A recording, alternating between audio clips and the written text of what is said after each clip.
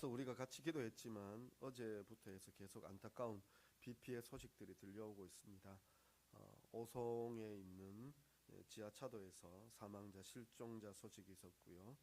또 우리 가까이 예천군과 또 풍기와 또 봉화에서 각각 이런 어려움들이 있었습니다. 앞서도 말씀드렸지만 이런 모든 일들이 기상이변처럼 여겨집니다. 과거 옛날에 있었던 어떤 물난리라든지 이런 부분들은 어찌 보면 우리가 치수, 물을 다스린다 그러죠. 이런 부분들이 좀 약해서 일어난 일들이 있었다면 우리는 지금 정말 많은 댐들을 건설하고 있고 그 외 여러 가지 수로라든지 이런 것들을 개선해서 물을 다스릴 수 있다라고 어느 정도 자부하는 나라입니다. 그럼에도 불구하고 매년마다 어려움들을 경험하고 있습니다. 작년에는 기억나는 비 피해 소식이라면 우리나라 서울의 강남이 비 피해를 입은 적이 있죠. 또 이번에는 이렇게 각 지역으로 해서 이렇게 어려움들을 경험하고 있습니다. 참 이런 면에서 보자면 우리가 한없이 참 인간의 힘이 작다라는 것을 인정할 수밖에 없습니다. 자연 앞에 연약한 인생들입니다. 기상이변 참 어려운 일이죠. 그렇지만 또 이것도 어려운 일이지만 우리에게 또 다가와 있는 어려움들이라는 것은 인구 절벽도 우리나라의 참 어려운 부분입니다. 우리 매월마다 까치 소식이라고 우리 안동에서 나오는 소식지를 보고 있는데 5월 기준으로 사망자는 130명이고요. 출생자는 50명입니다. 이러면 1년 모으면은요. 출생자가 우리 안동이라는 도시에 600명밖에 안 됩니다. 600명요. 참 우리도 많은 이 인구의 감소를 경험하고 있는 거죠. 그런데요, 저는 이렇게 설교를 준비하다가 이런 생각이 들었습니다. 우리나라의 어떤 흥망성쇠라고 해야 될까요? 이런 부분이 교회와도 많은 궤적을 같이 하고 있다라고 생각이 들었습니다. 그러니까 구한말 시대에 이제 한국에 기독교가 전래되었습니다. 그런데 일제 시대 나라가 우리가 없어지는 그러한 어려움들을 경험했습니다. 그러한 때에 교회도 참 많이 어려웠습니다. 이제 막 태동기였는데 태동하자마자 여러 가지 어려움들을 겪게 되어지고 또 1920년대 문화 탄압이라든지 30년대 들어서 또 민족 말살 정책이라든지 이러므로 나라만 어려워진 것이 아니라 교회도 어려웠습니다. 그래서 우리가 참 부끄럽게 여기는 신사참배 가결도 1938년 대한예수교 장로회 총회에서 일어났었습니다. 그런데 그 참 암흑기를 지나서 많은 핍박과 어려움들을 나라도 경험했고 교회도 경험을 했습니다. 근데 그로 말미암아 우리가 어려움이 끝났느냐? 계속해서 어려웠죠. 민족 상잔의 비극이라고 이야기하는 6.25도 우리에게 닥친 큰 어려움이었죠. 그런 위기 가운데 정말 교회가 큰 어려움들을 겪었었습니다. 6.25가 끝나고 난 이후에도 우리나라는 정말 어려웠습니다. 나라 자체가 어려웠지만 교회 자체도 어려웠습니다. 그러니까 그 전쟁 이후에 교회들을 생각할 때 그 전쟁 전과 이후를 비교하자면 전쟁 전에는 우리나라의 교회들은 대부분 황해도, 평안도, 함경도에 집중되어져 있었습니다. 그리고 그 교회들 중심으로 남쪽으로 전도가 이루어졌었거든요. 근데 그 북쪽에 있는 교회들을 다 잃어버렸습니다. 마치 전쟁 이후에 이 나라가 폐허가 되어진 것처럼 다 잃어버렸습니다. 그런데 이제 교회들마다 1950년대, 60년대 접어들면서 계속해서 부흥운동, 성장운동, 또 주일학교를 포기하지 아니하고 계속해서 우리는 복음의 씨앗을 뿌렸었습니다. 그와 또 궤적과도 같이 이 나라에도 경제적 부흥기를 경험하면서 1980년대 정말 경제도 부흥하고 또 교회도 부흥을 했었습니다. 80년대만 해도 어디서든지 교회라는 이름만 달면 거기에 사람들이 몰려든다라고 이야기할 정도로 그런 시대를 맞이했었습니다. 그런데 지금은 어떻습니까? 2000년을 넘어서면서 나라도 어렵습니다. 1996년이죠. 6년 말 IMF를 경험해서 그 전으로 해서 우리는 계속해서 경제가 어렵다라는 이야기들을 우리 입에 달고 살았습니다. 근데 지금은 어떻습니까? 경제가 좋아졌습니까? 여전히 경제가 어렵습니다. 한국 교회도 1990년대 중반을 넘어서면서 교회가 이제 쇠퇴기로 접어들었습니다. 그 당시만 해도 그런 쇠퇴기라는 말을 하지 못했습니다. 그렇지만 목회자들 사이에서는 정책이다라고 완곡하게 표현을 하거나 아니면 정말 우리가 실제 허수가 아니라 실수를, 교인들 수를 파악해야 된다라고 그렇게 그런 이야기들이 나왔었습니다. 근데 2000년대를 넘어서면서부터 이제 본격적으로 교회들이 조금씩 감소세로 접어들었다라고 이제 나타나기 시작했고요. 이제는 뭐 당연하게 교인들 줄어들고 있다라고 그렇게 이야기하고 있습니다. 나라도 마찬가지죠. 예. 경제 성장률을 높게 잡고 있다가 계속해서 이제는 아예 하향 조정하고 있는 그런 상황을 우리가 맞이하고 있습니다. 참 어려운 시대를 맞이하고 있습니다. 그런데 그와 마찬가지로 교회도 같이 그런 시대를 경험하고 있는데요. 나라에서는 경제가 어렵다라고들 이야기하고 있고 앞날이 암울하다, 전망이 좀 어렵다라고 그렇게 이야기하고 있는데 교회도 마찬가지죠. 교회도 늘 하는 이야기가 뭔가 하면 다음 세대가 없다입니다. 다음 세대가 없다. 다음 세대가. 이번 그 GLB 캠프의 주제가 여호와 샬롬인데요. 제가 그 주제 공과에 대한 말씀을 맡았었는데 참 제가 오래전에 우리 성도님들과 함께 나누었었던 말씀의 본문이 그 말씀 가운데 나왔었습니다. 어떤 본문인가 하면 사사기 2장 10절인데요. 그 세대 사람도 다 그 조상들에게로 돌아갔고 그 후에 일어난 다른 세대는 여호와를 알지 못하며 여호와께서 이스라엘을 위하여 행하신 일도 알지 못하였더라. 예, 요 짧은 구절 하나만 지금 제가 읽어드려서 우리 성도님들이 참 알아듣기 쉽지 않겠지만 그 세대의 사람도 다 그 조상들에게 돌아갔고 그 후에 일어난 다음 세대가 아니라 다른 세대입니다. 다음 세대로 가야죠. 그 후에 일어났으니까 다음 세대로 가야 되는데 다음 세대가 아니라 다른 세대가 되는 거예요. 뭐가 다릅니까? 앞의 세대는 여호와를 알았습니다. 그런데 이 다음 세대, 다른 세대는 여호와를 알지 못하고 있습니다. 그 지금 조상들에게로 돌아가 버린 그 세대는 여호와께서 이스라엘을 위하여 행하신 일들을 경험하고 알고 있는 세대입니다. 그런데 그 세대를 이어서 그 후에 일어난 다음 세대가 아니라 다른 세대는 여호와께서 이스라엘을 위하여 행하신 일을 알지 못하고 있었습니다. 그래서 다른 세대가 되는 것이죠. 한국 교회가 왜 어렵습니까? 왜 어렵습니까? 다음 세대가 아니라 다른 세대가 지금 생겨나고 있기 때문입니다. 제가 앞서 우리나라의 어떤 역사적인 맥락을 이렇게 잠깐 짚어드렸지만 세상 사람들은 그것을 뭐 다르게 또 사회학자들은 다르게 이야기할지 몰라도 우리가 보기에는 이 한국 사회를 풀어갈 수 있는 능력을 가진 데는 바로 교회라고 생각이 되어집니다. 한국 교회가 독립을 이끌었다 해도 과언이 아니라고 이야기할 수 있습니다. 또 6.25에 있어서도 정말 기도하면서 그 6.25의 일들을 풀어나갔던 것이 우리 선조들의 그 자랑이었습니다. 또 경제 부흥도 마찬가지였습니다. 매일 밤낮으로 교회에 와서 부르짖었던 사람들로 인하여 경제 부흥이 일어났다고 해도 과언이 아닐 것입니다. 근데 지금은 어떻습니까? 교회들이 다 식어져 버렸죠. 어찌 보면 우리 앞 세대들과 우리 자체가 다른 세대가 되어진 겁니다. 그런데 우리도 지금 이제 다음 세대를 바라보니까 다음 세대가 아니라 다른 세대를 지금 보게 되는 거죠. 문제 해결점은 단언합니다. 다음 세대가 되면 됩니다. 우리 세대와 연속성이 있는 세대가 세워지면 됩니다. 그건 무슨 이야기입니까? 우리가 하나님을 경험한 것, 하나님께서 행하신 그 일을 우리가 다음 세대도 경험할 수 있도록 알려주면 되는 것입니다. 우리 교회들이 왜 부흥하지 못하고 내지는 우리 교회들이 왜 세상에서 이렇게 능력을 나타내지 못하는가? 하나님을 경험하지 못하고 있기 때문입니다. 계속해서 제가 지금 말씀드리는 것이 하나님을 알고 하나님을 경험하는 것에 대하여 말씀을 드리고 있습니다. 하나님을 경험하고 살고 계십니까? 하나님을 체험하고 살아가고 계십니까?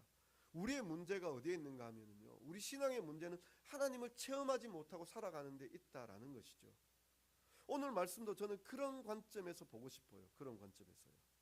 자, 오늘 말씀을 이렇게 보시면은요, 7절 보시면 이렇습니다. 우리 각 사람에게 그리스도의 선물의 분량대로 은혜를 주셨나니. 성경 말씀은 하나님께서 우리에게 은혜를 주셨다라고 그렇게 말씀을 하고 있습니다. 그것도 각 사람의 믿음의 분량대로 하나님께서 우리에게 선물을 은혜로 주셨다라고 그렇게 말씀을 하고 있습니다. 그런데 그 선물 주심이 얼마나 확실한가 하면 그 뒤에 이어지는 말씀이죠. 8절에 그러므로 이르기를 그가 위로 올라가실 때에 사로잡혔던 자들을 사로잡으시고 사람들에게 선물을 주셨다 하였도다 라고 그렇게 8절이 말씀합니다. 그런데 이 8절은 인용 구절이죠. 인용 구절이어서 원래 어디 나오는 말씀인가 하면 시편 68편 18절에 나오는 말씀입니다. 그 시편 68편 18절을 보시면 주께서 높은 곳으로 오르시며 사로잡은 자들을 취하시고 선물들을 사람들에게서 받으시며 반역자들로부터도 받으시니 여호와 하나님이 그들과 함께 계시기 때문이로다. 아멘. 이 구절을 우리가 요 한 구절 이렇게 따로 떼어서 우리가 이해하기는 참 쉽지 않지만 대부분의 신학자들이 이야기하는 그런 그 공통적인 이미지, 그 맥락은 이런 겁니다. 개선 장군이 지금 돌아와서 이제 이방을 정복하고 돌아와서 그 이방이로부터 사로잡은 포로들 또 그들에게서 취한 많은, 나쁘게 표현하면 약탈물들이죠. 그런 것들을 선물로 받아들이는 거예요. 우리나라에서도 왜 그 옛날에 그 병자호란에 보면 우리 임금이 저 중국 황제 앞에 절하는 그런 그 상황들이 있잖아요. 그런데 그 이후에 우리가 조공을 바치게 되잖아요. 선물을 드리는 거잖아요. 지금 여기에서도 전쟁이 끝나고 포로로 잡혀와서 그 포로들뿐만 아니라 그 많은 것들을 선물로 받으시는 것을 이야기하고 있습니다. 그런데 거기에 오르신다라는 그 표현이 나오죠. 그 오르셨다라는 것은 결국은 내려오셨다. 전쟁에 참전하셨다. 전쟁에 가서 승리하고 돌아오셔서 그 영광의 보좌로 올라가셨다라고 그렇게 그 이미지를 우리가 그릴 수 있습니다. 이건 뭐 성경 신학자들마다 조금의 어떤 표현상의 차이들은 있지만 큰 맥락에서는 틀리지 않습니다. 그런데요, 그 뒤에 이어지는 이제 9절로 보면 올라가셨다 하였은즉 땅 아래 낮은 곳으로 내리셨던 것이 아니면 무엇이냐. 지금 여기에서 이제는 그 그림을 어디에다가 적용시키는가 하면 예수님께다 적용시키고 있습니다. 예수님께서 이 땅에 내려오셨습니다. 우리를 위하여 이 땅에 오셨습니다. 우리의 구원을 위하여 이 땅에 오셨습니다. 우리가 흔히 그 구원을 위하여 이 땅에 오셨을 때 때로는 선과 악의 전쟁처럼 묘사하기도 합니다. 그렇지만 완전한 승리, 그 승리의 모습은 어디에 있는가 하면 십자가에 있습니다. 사람들이 볼 때에는 그 십자가는 어찌 보면 패배요, 또 그리고 멸망이라고 해야 될까요? 그렇게 졌는 것처럼, 진 것처럼 보여지지만, 근데 도리어 하나님께서는 그 십자가가 승리가 되도록 하셨습니다. 왜냐하면 예수님께서는 이 땅에 오셔서 우리를 위하여 죽으셔야 했기 때문입니다. 그 죽으심은 부활로 이어지기 때문입니다. 부활이라는 것은 그 전제하는 것이 죽음입니다. 죽어야만 다시 살아나는 것이고 다시 사는 것을 부활이라고 이야기합니다. 예수님께서는 우리 죄로 말미암아 죽으셨습니다. 십자가에서 죽으셨습니다. 그러나 의로 말미암아 다시 살아나셨습니다. 생명으로 부활하셨습니다. 첫사람 아담은 죄로 말미암아 우리를 사망의 권세 아래로 이끌었다면 예수 그리스도는 사망의 권세 아래에 있는, 죄로 인하여 사망의 권세 아래에 있는 우리를 위하여 이 죄된 세상, 죄 아래에, 사망의 권세 아래에 오셔서 그 우리의 죄를 짊어지시고 대신해서 죽으셨습니다. 사망의 권세 아래 내려가셨습니다. 그러나 그 사망을 이기시고 부활하셨습니다. 하나님은 죄가 없으시기, 예수님은 죄가 없으시기 때문입니다. 그 의로 부활하셔서 생명을 이루셨습니다. 올라가셨다, 승천하셨다, 부활하셨다, 그 올리워진 것은 결국은 이야기하자면 내리워졌던 것이다 라고 그렇게 이야기합니다. 누구를 위하여 내리워졌을까요? 바로 우리를 위하여요. 우리를 위하여 내리워지셨다 그렇게 올리워 가셨는데 그 일들, 그 사건을 그냥 내버려 두실까요? 하나님께서 철저하게 우리에게 적용시키려고 하시는 거죠. 그래서 10절에 보면 내리셨던 그가 곧 모든 하늘 위에 오르신 자니 이는 만물을 충만하게 하려 하심이라. 사람들의 죄가 뭔가 하면은요, 제가 여러 번 말씀드렸지만 하나님을 인정하지 않는 겁니다. 하나님을 외면하는 겁니다. 이 세상 가운데 우리가 그저 태어난 우연의 산물이라고 이야기하는 겁니다. 원소의 결합이고, 그래서 그 분자가 되어지고 분자가 되어져서 유기물이 되어지고 유기물이 되어져서 우리가 이렇게 생명체가 되어졌다. 사람들은 그렇게 이야기합니다. 우리는 그저 우연히 왔다가 우연히 사라질 존재라고 이야기합니다. 거기에는 철저하게 하나님을 부인합니다. 이 세상은 창조주가 없다라고 이야기합니다. 우리가 아는 한 하나님은 없다라고 이야기하고 있습니다. 그게 죄죠. 하나님 없는 세계를 만들어 버렸습니다. 그게 죄죠. 그런데 하나님 없는 이 세계 속에 그로 말미암아 죽을 수밖에 없고 하나님 떠나서 아무 열매도 못 맺는 우리들에게 예수님께서 우리에게 오신 거예요. 오셔서 우리에게 올리워 가신 거예요. 그러면 그 사건이 우리에게 적용되어져야 하잖아요. 이 세상이 정말 하나님이 만드셨다라는 그 하나님의 충만함을 사람들이 깨닫게 해야 되잖아요. 그래서 우리를 붙잡으신 거고 우리에게 은혜를 주신 것. 그 7절에 나와 있는 대로 우리 각 사람에게 그리스도의 선물의 분량대로 은혜를 주셨나니, 그 선물의, 그리스도의 선물의 분량대로. 그리스도의 선물은 사도행전 2장 38절에 보면 거기에서는 우리에게 이야기하기를 은사라고 이야기하고 있습니다. 하나님께서 우리에게 은사를 주셨습니다. 하나님께서 우리로 하여금 하나님을 알아가는 은혜를 주신 것이죠. 성령께서 우리 안에 계시고 성령께서 우리 안에 계시기 때문에 우리에게 겉으로 드러나는 것이 무엇인가 하면 그 은사들입니다. 여기 그 은사들로 쓰임받는 그 사람들의 모습들이 나옵니다. 여기에는 짧게 나오죠. 어떤 사람은 사도로, 어떤 사람은 선지자로, 어떤 사람은 복음 전환자로, 어떤 사람은 목사와 교사로. 다 하나님의 말씀을 증거하고 알려주고 그 말씀대로 살아가며 하나님 계시다라는 것을 드러내는 것입니다. 물론 이외에도 로마서 12장이나 고린도전서에 각각 은사대로 나와 있는 것을 우리는 잘 알고 있습니다. 그런데 여기 지금 하나님께서 이루고자 하시는 것이 바로 하나님을 깨닫고 하나님을 알고 하나님을 나타내도록 우리를 사용하신다라는 겁니다. 우리는 이미 하나님이 우리 곁에 계시다라는 것을 잘 알고 있습니다. 근데 우리가 자꾸 잊고 사는 거죠. 우리가 어떤 존재라는 것을 깨닫지 않고 사는 겁니다. 우리는 하나님을 알아가야 되는데 우리가 모든 하나님의 것들을 알 수는 없습니다. 근데 그때마다 깨닫게 하시는 하나님을 알아가면 됩니다. 그리고 그 아는 것대로 순종하면 되는 겁니다. 지난 주 중에 제 아내가 저에게 말씀의 은혜를 나누었습니다. 그러니까 저도 이제 새벽기도 하고 또 아니면 개인적으로 말씀을 묵상하고 이러면서 이제 기도하거나 말씀 보거나 그래서 은혜가 되어지면 집에서 뭐 같이 이렇게 말씀의 은혜들 나누는데 이번 주에는 집사람이, 아내가 저에게 이런 구절을 들고 와서 은혜를 나누었습니다. 어떤 구절인가 하면 고린도 후서 6장 7절인데 내가 너희를 영접하여, 내가 너희를 영접하여. 별 특별한 문장은 아니죠. 근데 우리가 여기서 이 내가라고 이야기하는 이 내가가 누군가 하면 내가 너희를, 그러니까 예수님께서 우리를, 너희를 영접한다라고 표현을 하는 거예요. 근데 우리는 어떤 그림을 그리고 있습니까?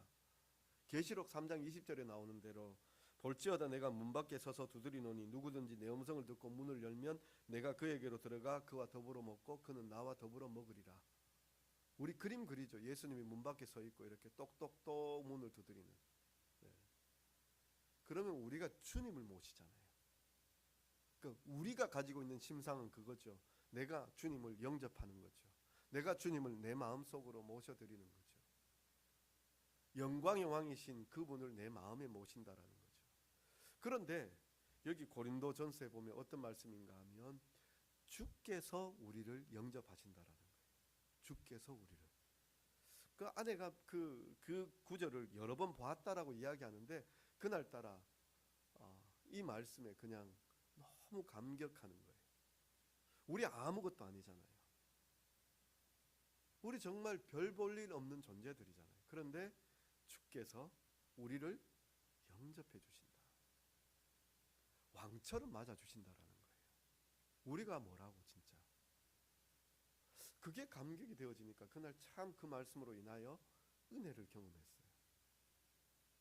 여러 가지 힘들고 어려운 것들, 우리의 속을 뒤집어 놓는 것들, 예, 그날따라 특히 뭐 어떤 좀 일이 있어서 이게 특별하게 꼬집어서 이렇게 막 뒤틀리고 이런 일들이 아니라 은근히 무시당하면 이게 그때는 잘 모르는데 가만히 혼자 있다가 전의 일들을 이렇게 생각해 보면 기분이 슥 나빠지는 거예요. 근데 그 기분 나빠지는 걸로 끝나면 괜찮은데 내가 그렇게 하찮게 보이나 싶은 생각이 들면 참 자괴감이 듭니다. 자존감이 높아지는 게 아니라 자괴감이 들죠. 근데 문득 다시 이 말씀이 생각이 나는 거예요. 주님이 우리를 영접해 주신다. 주님이 정말 사랑하는 아들로 사랑하는 딸로 우리를 그 문을 열고 맞아주신다. 나를 왕처럼 맞아주신다. 이 말씀이 오니까 내 스스로가 나를 하찮게 생각하다가도 하나님이 나를 귀히 생각하신다. 그 말씀이 생각이 나니까 하나님이 경험이 되어지는 거예요. 우리가 경험하는 게 어떤 특별한 일들이 물론 특별하게 경험되어지는 일들이 있지만 정말 이렇게 하나님을 알아가며 하나님을 경험하며 하나님을 알게 되어져 가는 거죠. 하나님은 우리에게 충만하십니다. 우리에게 은사를 주고 계십니다. 우리에게 하나님은 역사하고 계십니다. 우리 성도님들이 내가 뭘 할 수 있을까? 내가 어떤 은사를 가지고 있을까? 아니요, 하나님께서 다 우리 성도님들 안에 계시고 우리 성도님들에게 은사를 주셨고 그 은사로 일하고 계십니다. 우리가 덜 깨달을 뿐이죠. 낭망하지 마시길 바랍니다. 저는 그러면서요 오늘 이 말씀으로 한 번 더 말씀을 드리고 싶은데요, 이 사사기를 보다가 보면 이번 여름 주제가 우리 GLB 캠프의 주제가 여호와 샬롬이고 또 그 여호와 샬롬에 대한 기드온에 대한 말씀인데요, 하나님의 사자가 기드온에게 찾아왔습니다. 하나님의 사자가 기드온에게 찾아와서 큰 용사여라고 그렇게 부릅니다. 큰 용사여. 그런데 기드온이 뭐라고 대답하는가 하면은요 이렇게 대답합니다. 기드온이 이런 대답을 합니다. 오 주여, 내가 무엇으로 이스라엘을 구원하리이까? 보소서, 나의 집은 므낫세 중에 극히 약하고 나는 내 아버지 집에서 가장 작은 자니이다 하니. 내가 뭔 큰일 하겠습니까? 내가 어떻게 이스라엘을 구원하겠습니까? 우리 집은 이스라엘 그 지파 므낫세 지파 중에서 제일 작은 집안이고 보잘것없는 집안이고 그 보잘것없는 집안에서도 제일 보잘것없는 게 접니다. 기드온의 말입니다. 근데 실제 기드온이 보잘것없어요. 왜냐하면 그 미디안의 사람들이 두려워서 밀타작을 어디에서 하는가 하면 그 포도즙 짜는 틀 안에서 합니다. 너른 마당에서 드러내놓고 하는 게 아니라 숨어서 곡식을 까고 앉았습니다. 소심한 거죠. 그러면서 그가 얘기하는 게 이거죠. 오 주여, 내가 무엇으로 이스라엘을 구원할 수 있겠습니까? 저기 다리를 건너오다가 낙동강에 흐르는 그 물을 보면서요, 정말 남다르게 좀 거칠게 흘러가잖아요. 저 물 막아설 수 있겠습니까? 안 떠내려가면 다행이죠. 이 세상의 흐름 앞에 우리가 막아설 수 있겠습니까?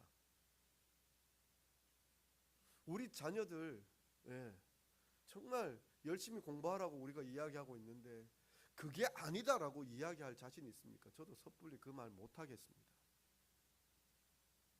또 열심히 우리 성도님들이 생업을 위하여 나아가서 살고 계실 때 그 결국은 물질을 우리가 모으기 위하여 그렇게 나아가서 일을 하고 있는데 그 물질보다도 믿음이 먼저입니다. 말은 제가 이렇게 말씀을 드리지만 목사님하고 따지시면 저 갑자기 움츠러듭니다. 저 자신 없습니다. 세상이 그렇잖아요. 세상은 다 자녀들 교육시켜서 좋은 학교 보내고 그래서 성공, 그 좋은데 좋은 직장, 좋은 삶을 위하여 막 이렇게 보내고 있죠. 우리도 열심히 일하고 그래서 편한 삶을 추구하고 있죠. 그런데 그게 아니라 믿음이 먼저다. 그렇게 말씀드리기가 쉽지 않습니다. 왜냐하면 저도 작거든요. 저도 작거든요. 여기 지금 므낫세가 똑같은 이야기하고 있습니다. 아니 기드온이 똑같은 이야기하고 있습니다. 우리 집안은 므낫세 집안에서 가장 작은 집안이고 그 중에서도 나는 가장 작습니다. 우리들이 다 똑같죠. 근데 하나님은 어떻게 보시는가 하면 큰 용사여라고 그렇게 말씀하고 있습니다. 그래서 하나님 주시는 말씀이 뭐냐 하면은요, 여호와께서 그에게 이르시되 내가 반드시 너와 함께 하리니 내가 미디안 사람 치기를 한 사람을 치듯 하리라 하시니라. 내가 어떻게 이스라엘을 구원할 수 있겠습니까? 거기에 대한 답으로 주시는 말씀이 뭐냐면 내가 너와 함께 하겠다라는 말씀입니다. 하나님께서 이미 우리에게 함께하고 계십니다. 이미 우리에게 성령으로 함께하고 계시고 우리에게 은사를 주셨습니다. 각 그리스도의 그 선물의 믿음의 분량대로 우리에게 하나님께서 주셨습니다. 근데 우리가요 너무 소심한 거예요. 우리가 너무 나약한 마음을 가지고 있는 거예요. 하나님의 은사를 받고 그 은사대로 나가면 됩니다. 나가면 뭘 경험하는가 하면은요, 하나님의 함께 하심을 경험합니다.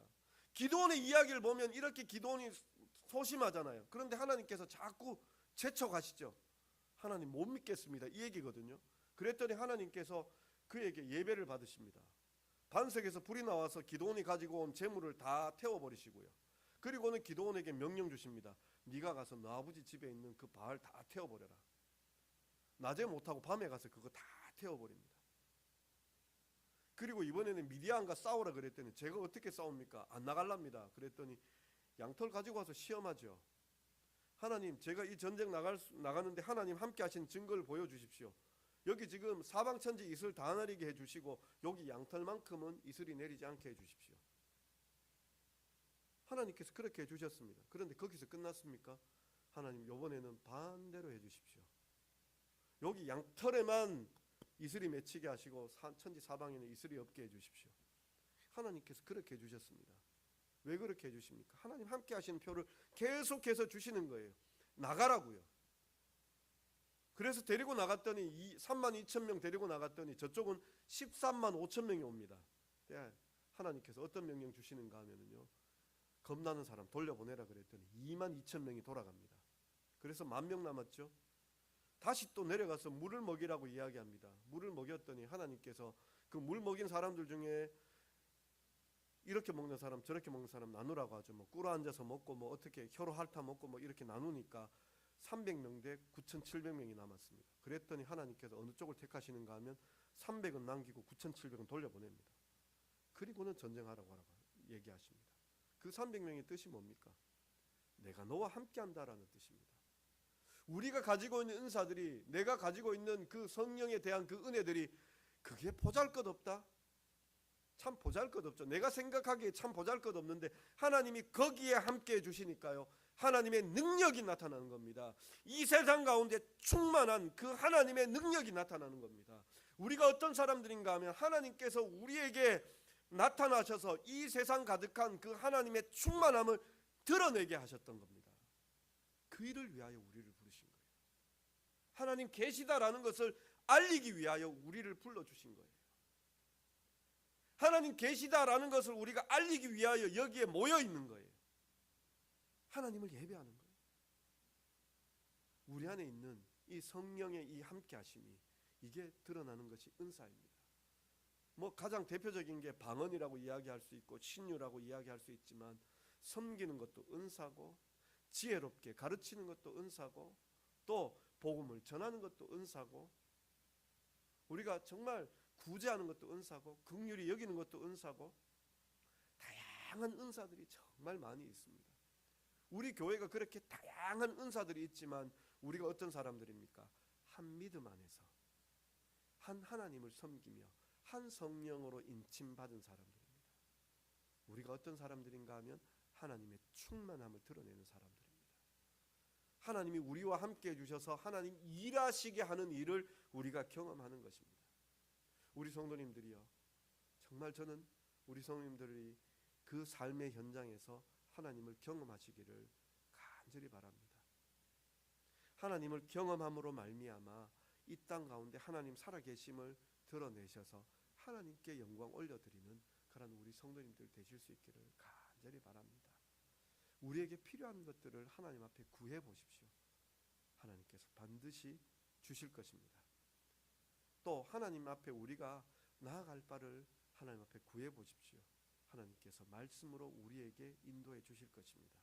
그렇게 은혜 받으셨으면 그 은혜가 더욱더 풍성하게 성장하도록 우리 주위로 나누어 주셔야 됩니다. 빛을 비추셔야 됩니다. 나의 가족들에게 빛을 비추시고 나의 이웃들에게 빛을 비추셔서 하나님 함께 하심을, 하나님의 능력이 위대하고 크고 놀라우심을 나타내실 수 있으셔야 됩니다.